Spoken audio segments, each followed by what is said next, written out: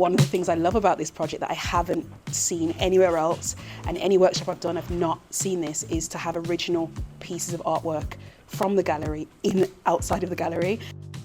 My name is Exodus Crooks. I'm an artist and educator, mostly multidisciplinary, and a lot of my work involves self-determination, spirituality, religion, generally around identity. I've been working with Wolves LGBT+ Centre, and we're using collage as a way to express ourselves, our identities, our queer identities, and any other identity that we feel connected to. But we're also relating that to the artwork that we're seeing as well.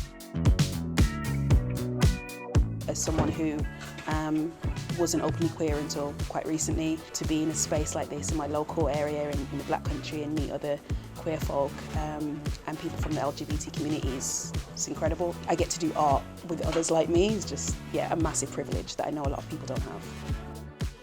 I would say art is possibly the biggest and most important tool that we could have and use to express ourselves, because it doesn't require, or it doesn't rely on language. Art says the things that you can't always necessarily say with your mouth.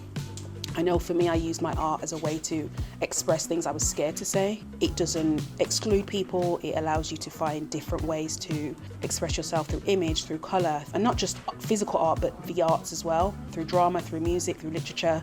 I think it's quite a revolutionary tool that includes any and everyone. It doesn't say you can't do this and you can't do that. And you don't need to be particularly skilled at it either to participate in it, which is what I also love. The smaller writing to them is like other people's opinions and stereotypes and so on, whereas the writing over the artist's views or on him as a person, as opposed to not a stereotype or a body. The amount of times I've seen this work, or it's been shared, or I've done it in a classroom or whatever, I've never really had that interpretation. I think that's brilliant. As a group, we're choosing what artwork we'd love to have reproduced and presented in the centre, and then an artwork that would go up in the Georgian Gallery, which is an incredible idea. I think it's really important that we are doing a lot of this intervention within the Georgian Gallery.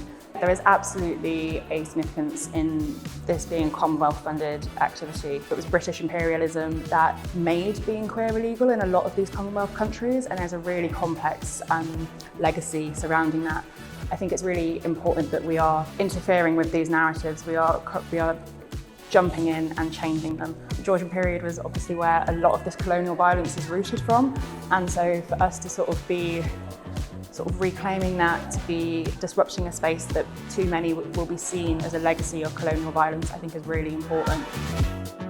A lot of the time there's this border and divide between the art gallery and their community, and a lot of the times you speak to someone in a community and they've never been to the gallery and vice versa, and the gallery didn't know that people in the community existed. And so I think with projects like this, it breaks down that wall, and it involves people literally who live in the area, who it affects, who experience life, to say, we get to have a say in something, we get to decide what goes on the walls, and we get to visit the gallery. I think when you have sites of culture like the gallery, it's important that people who live in the area are going into a space that is theirs. It doesn't belong to the director or the gallery owner, it belongs to the community.